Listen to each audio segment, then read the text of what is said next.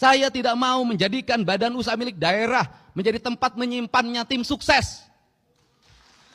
Tidak akan ada di pemerintahan saya. Kenapa? Kalau negeri ini dibagi pada tim sukses, maka negeri ini tidak akan pernah berakhir.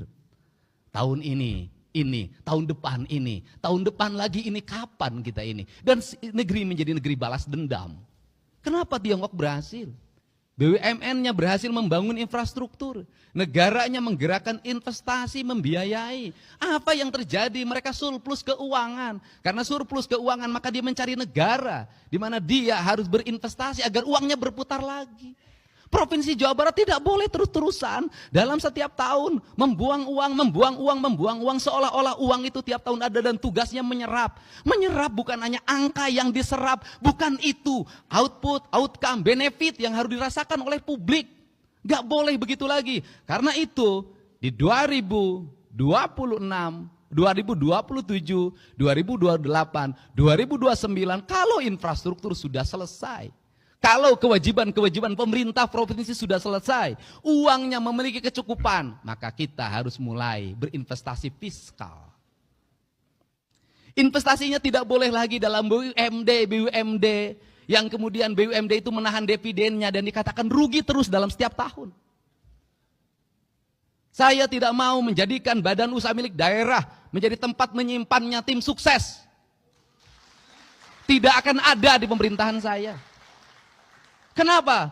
Kalau negeri ini dibagi pada tim sukses, maka negeri ini tidak akan pernah berakhir. Tahun ini, tahun depan lagi ini, kapan kita ini? Dan negeri menjadi negeri balas dendam. Tetapi BUMD saya akan lakukan apa? Audit investigatif. Agar apa? Agar bisa ditemukan bekerjanya baik, kredibel, punya untung atau buntung terus. Kalau buntung terus, ngapain? Gaji pengangguran, ngabisin duit APBD, tutup. Kita arahkan apa? Investasi pada BPR yang sehat di kabupaten kota dan kecamatan yang sehat.